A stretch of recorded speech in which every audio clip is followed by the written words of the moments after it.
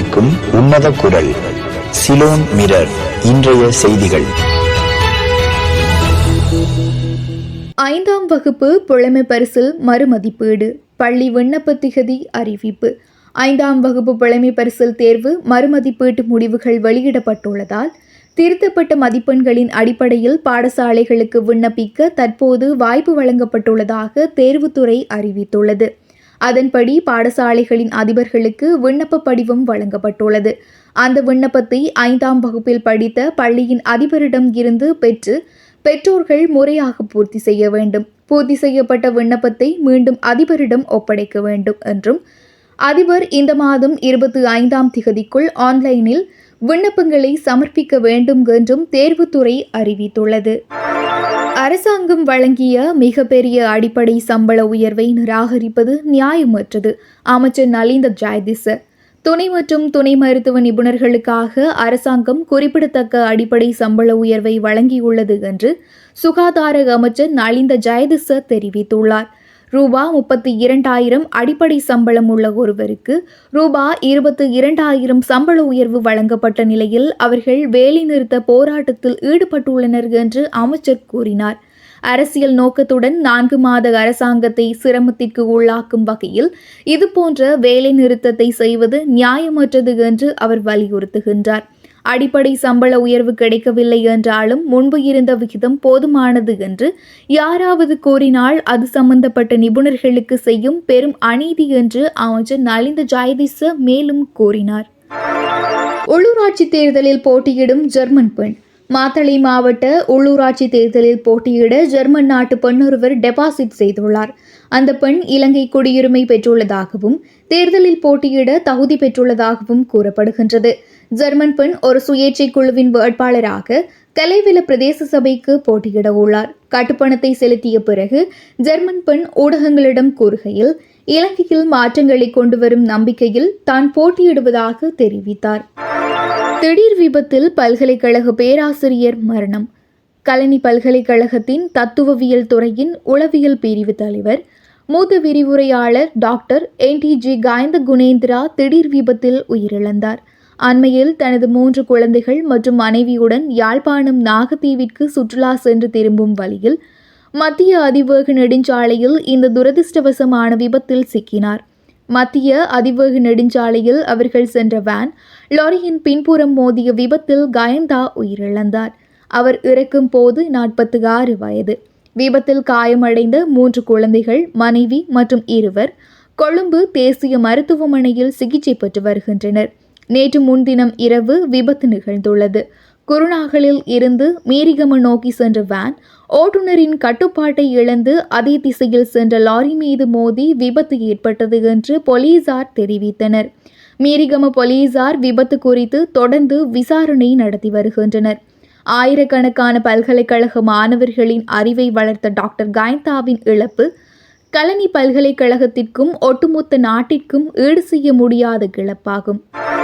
தேசப்பந்து குறித்து ஊடகவியலாளர்கள் கேட்ட கேள்விகளுக்கு அமைச்சர் பதிலளிக்க மறுப்பு. முன்னாள் போலீஸ் மா அதிபர் தேசப்பந்து தென்னக்கோனை மட்டுமல்ல, தற்போது மேலும் பல சந்தேக நபர்களை கைது செய்ய போலீஸ் குழுக்கள் ஈடுபடுத்தப்பட்டுள்ளதாக அமைச்சர் நலிந்த ஜெயதிச தெரிவித்துள்ளார். நேற்று முன்தினம் நடைபெற்ற அமைச்சரவை முடிவுகளை அறிவிக்கும் செய்தியாளர் கூட்டத்தில் தேசப்பந்து தென்னக்கோன் அரசாங்கத்துடன் வேறு ஏதேனும் ஒப்பந்தம் செய்துள்ளார் என்பதால் தான் கைது செய்யப்படவில்லை என ஊடகவியலாளர்கள் கேள்வி எழுப்பினர். இதற்கிடையில் தேசப்பந்து தென்னக்கோனை பணி நீக்கம் செய்வது குறித்து அரசாங்கம் என்ன முடிவு எடுத்துள்ளது என ஊடகவியலாளர்கள் கேள்வி எழுப்பினர். அதற்கு பதிலளித்த அமைச்சர் இது குறித்து போலீஸ் பொறுப்பு அமைச்சர் விரைவில் அறிவிப்பார் என்றார்.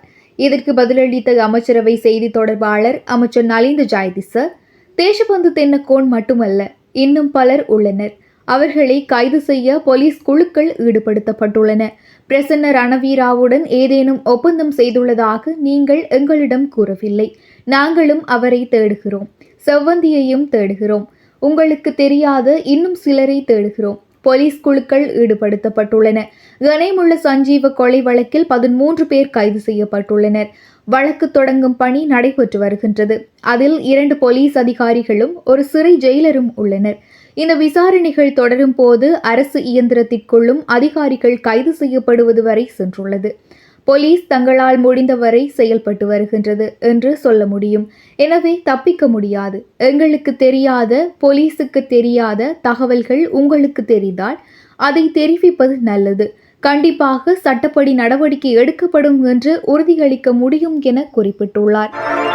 போலீஸ் மா அதிபர் தேசபந்து தென்னகோன் அங்குனுகொள பெலச சிறைக்கு அழைத்து செல்லப்பட்டார். நீதிமன்ற காவலில் வைக்க உத்தரவிடப்பட்ட போலீஸ் மா அதிபர் தேசபந்து தென்னகோன் அங்குனுகொள பெலச சிறைக்கு கொண்டு செல்லப்பட்டார். அவர் அங்குள்ள சாதாரண வார்டில் வைக்கப்பட்டுள்ளதாக தகவல்கள் தெரிவிக்கின்றன.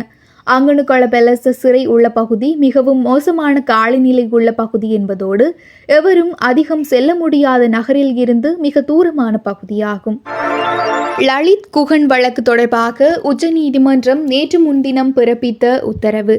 மனித உரிமை ஆர்வலர்கள் லலித் வீரராஜ் மற்றும் குகன் முருகானந்தன் ஆகியோர் 2011ஆம் ஆண்டு காணாமல் போன சம்பவம் தொடர்பாக பாதுகாப்பு செயலாளராக இருந்த முன்னாள் அதிபர் கோட்டபாய ராஜபக்ச யாழ்ப்பாணம் மாஜிஸ்திரேட் நீதிமன்றத்தில் சாட்சியம் அளிக்க ஆஜராக வேண்டும் என்று பிறப்பிக்கப்பட்ட சம்மனை ரத்து செய்து மேல்முறையீட்டு நீதிமன்றம் பிறப்பித்த உத்தரவுக்கு எதிராக தாக்கல் செய்யப்பட்ட மனுவை ஜூலை 30 விசாரணைக்கு எடுத்துக்கொள்ள உச்சநீதிமன்றம் நேற்று முன்தினம் உத்தரவிட்டது.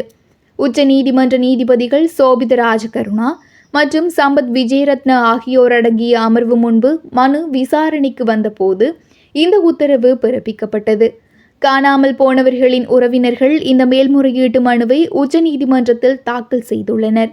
லலித்குமார் வீரராஜ் மற்றும் குகன் முருகானந்தன் ஆகியோரை கடத்தி காணாமல் போக்கு செய்தது தொடர்பான விசாரணையின் முன்னேற்றம் குறித்து அறிய முன்னிலை சோசலிச கட்சியின் கல்வி செயலாளர் பூபது ஜாய்கொட மற்றும் லலித் குகன் குடும்ப உறுப்பினர்கள் காவல் நிலையத்திற்கு சென்றனர்.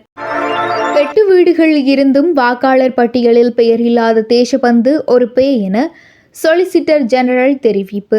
முன்னாள் போலீஸ் மா அதிபர் தேசபந்து தென்னகோனின் பெயர் 2020 முதல் வாக்காளர் பட்டியலில் கூட இல்லை என்றும் அவர் சமூகத்தில் பேய் போல வாழ்ந்து வருகிறார் என்றும் கூடுதல் solicitor general Dilip Peiris Matara magistrate நீதிமன்றத்தில் தெரிவித்தார். 2023ஆம் ஆண்டு மாத்தறை வெலிகம பகுதியில் உள்ள WJ15 ஹோட்டலில் துப்பாக்கிச்சூடு நடத்திய சம்பவம் தொடர்பாக கைது செய்யப்படவிருந்த தேசபந்து தென்னகோன் நீதிமன்றத்தில் ஆஜரானார். இது தொடர்பாக அரசு தரப்பில் கூடுதல் சொலிசிட்டர் ஜெனரல் திலீப் பீரிஸ் மேலும் கருத்து தெரிவித்த போது, நீதிபதி அவர்களே, 20 நாட்களாக இவரை தேடிக்கொண்டிருந்த நிலையில் இவர் எப்படி நீதிமன்ற பெஞ்ச் வரை வந்தார், யாருடைய கண்ணிலும் படாமல் என கூடுதல் சொலிசிட்டர் ஜெனரல் நீதிமன்றத்தில் கேள்வி எழுப்பினார். மேலும் கடந்த 20 நாட்களாக அவர் பதுங்கியிருந்த இடம் குறித்தும் குறிப்பாக விசாரிக்க வேண்டும். இந்த நபர் போலீஸ் மா அதிபராக மட்டுமல்ல, குறைந்தபட்சம் போலீஸ் கான்ஸ்டபிள் பதவிக்கு கூட தகுதியற்றவர் என அவர் மேலும் தெரிவித்தார். போலீஸ் கான்ஸ்டபிள்கள் என்று அழைக்கப்படுபவர்களுக்கும் இது ஒரு அவமானம். அவருக்கு 8 வீடுகள் இருப்பதாக தற்போது கண்டுபிடிக்கப்பட்டுள்ளது. 2020 முதல் அவரது பெயர் வாக்காளர் பட்டியலில் கூட இல்லை. அவர் சமூகத்தில் பேய் போல் வாழ்ந்து வந்துள்ளார் என பீரிஸ் மேலும் கூறினார். அவர் ஹரக்கட்டா மாகதுரே மதுஷை விட ஆபத்தான ஒரு ஒழுங்கமைக்கப்பட்ட குற்றவாளி. அவர் தனது அதிகாரத்தை தவறாக பயன்படுத்தியுள்ளார். விசாரணை முடியும் வரை ஜாமீன் வழங்காமல் காவலில் வைக்க வேண்டும் என கூடுதல் சொலிசிட்டர் ஜெனரல் நீதிமன்றத்தில் தெரிவித்தார். இதையடுத்து தேசபந்து தென்னகோனுக்கு ஜாமீன் கோரி ஜனாதிபதி வழக்கறிஞர் ரமேஷ் டி சில்வாவின் அறிவுறுத்தலின்படி ஜனாதிபதி வழக்கறிஞர் ஷானக ரணசிங்க நீதிமன்றத்தில் வாதிட்டார். சமர்ப்பிக்கப்பட்ட அனைத்து தகவல்களையும் பரிசீலித்த தலைமை மாஜிஸ்திரேட் அருண் இந்திரஜித் புத்ததாச தகவல்களை ஆய்வு செய்து ஜாமீன் வழங்குவதா இல்லையா என்பது குறித்த உத்தரவை மார்ச் 20 அறிவிப்பதாக தெரிவித்தார். அதன்படி தேசபந்து தென்னகோனை மார்ச் 20 வரை நீதிமன்ற காவலில் வைக்க மாஜிஸ்திரேட் உத்தரவிட்டார்.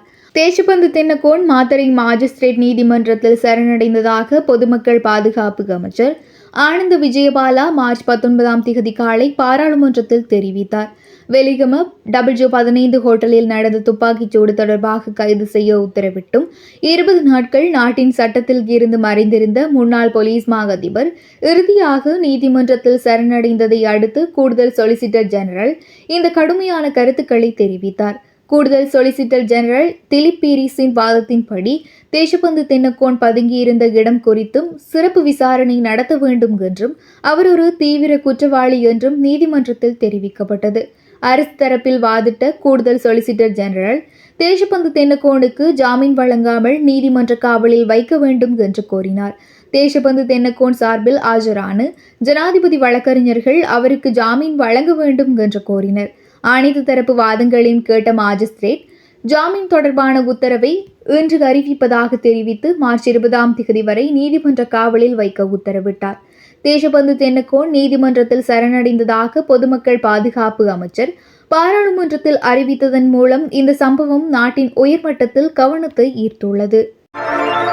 பாராளுமன்ற உறுப்பினர் மருத்துவர் ராமநாதன் அர்ஜுனா ஃபேஸ்புக் சமூக ஊடகத்தில் அவதூறான கருத்துக்களை வெளியிட்டதாக கூறப்படும் குற்றச்சாட்டு தொடர்பாக 500 மில்லியன் ரூபாய் இழப்பீடு வழங்க கோரி வழக்கறிஞர்கள் மூலம் நோட்டீஸ் அனுப்பப்பட்டுள்ளதாக தகவல்கள் தெரிவிக்கின்றன. இந்த நோட்டீஸ் கடந்த மார்ச் 10 வழக்கறிஞர் பாலச்சந்திர தினேஷ் தனது வாடிக்கையாளரான 59 வயது ஜெர்மன் குடிமகனான ரத்னம் ஸ்ரீஹரன் சார்பாக அனுப்பியதாக தெரிய வந்துள்ளது. அர்ஜுனா ராமநாதன் மற்றும் HP சமரகோன் ஆகியோர் 2025 பிப்ரவரி 12 ஃபேஸ்புக்கில் வெளியிட்ட அவதூறான கருத்துக்கள் தொடர்பாக குற்றம் சாட்டப்பட்டனர். இதில் குற்றம் சாட்டப்பட்ட ஸ்ரீஹரன் குற்றவியல் நடவடிக்கைகள் மற்றும் நிதி மோசடிகளில் ஈடுபட்டதாக கூறப்பட்டதன் விளைவாக ஸ்ரீஹரனின் மனைவி மற்றும் மகள் கடுமையான மன உளைச்சலுக்கும் பொது அவமானத்திற்கும் ஆளானதாகவும் ஸ்ரீஹரனின் நற்பெயருக்கு கடுமையான சேதம் விளைவித்ததாகவும் அவரது தொழில் வாழ்க்கையில் களங்கம் ஏற்படுத்தியதாகவும் குற்றம் சாட்டப்பட்டுள்ளது. இந்த நடத்தை தொடர்பாக அர்ஜுனா ராமநாதனுக்கு பலமுறை எச்சரிக்கை விடுக்கப்பட்ட போதிலும் அவர் அதை கவனத்தில் கொள்ளவில்லை என்பது தெரிய வந்துள்ளது. மேலும் பொருத்தமற்ற கருத்துக்கள் மற்றும் வன்முறை சமூக ஊடக நடவடிக்கைகள் தொடர்பாக பாராளுமன்ற சபாநாயகரிடம் இருந்தும் அவர் எச்சரிக்கைகளை பெற்றுள்ளார். இன்று அவரது நடவடிக்கைகள் தேசிய ஒற்றுமைக்கும் நல்லிணக்கத்திற்கும் அச்சுறுத்தலாக மாறியுள்ளன.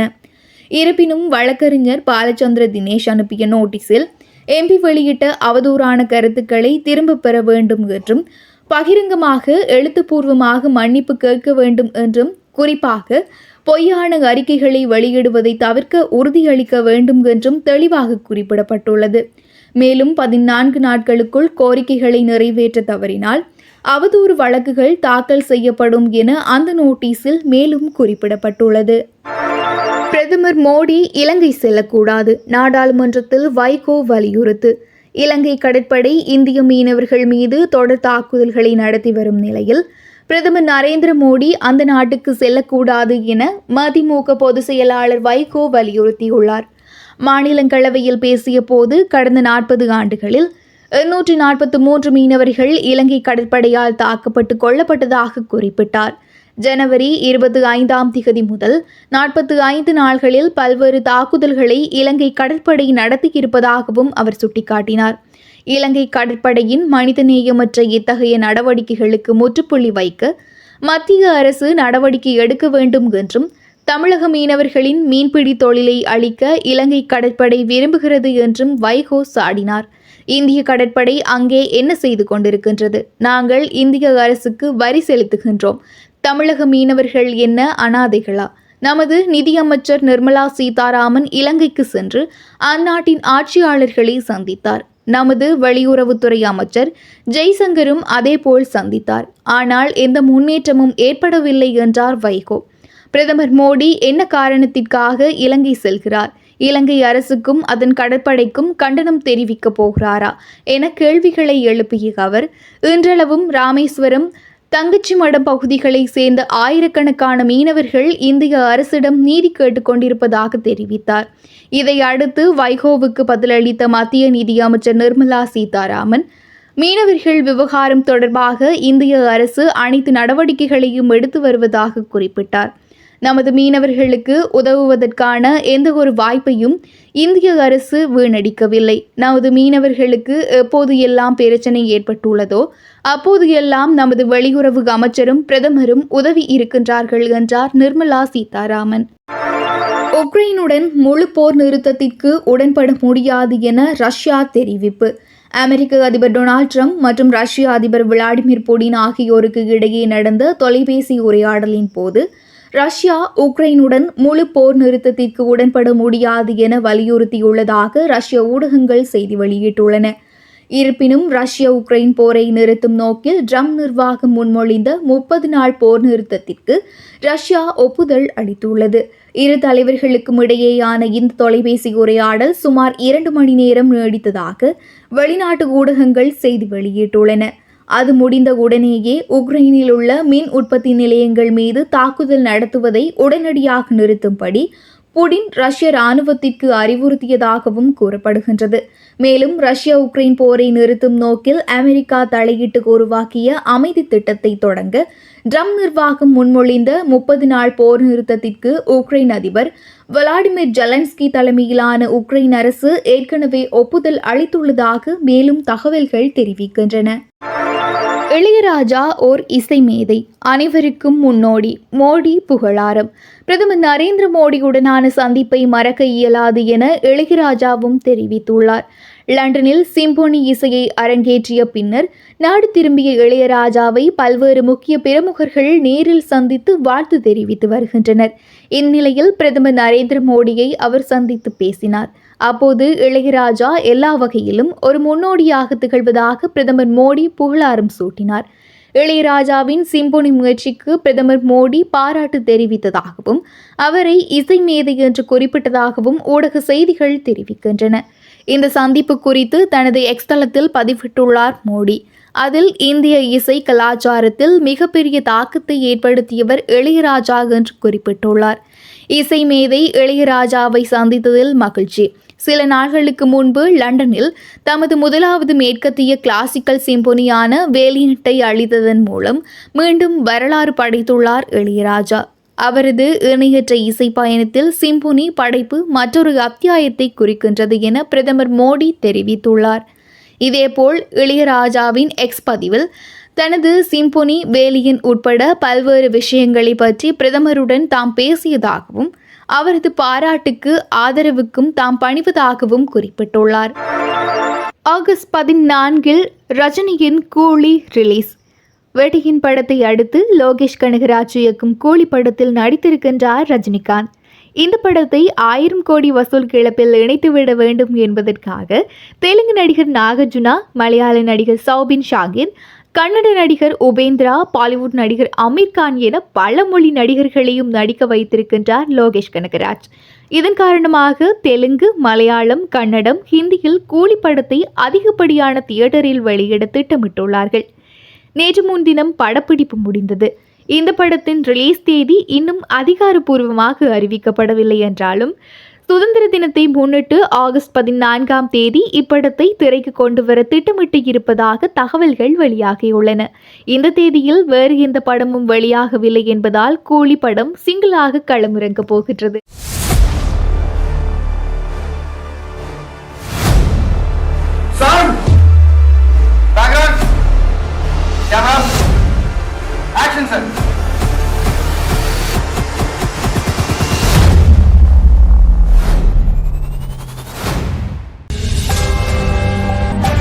Beyond the headlines, inside the truth, your source for unbiased news. Ceylon Mirror.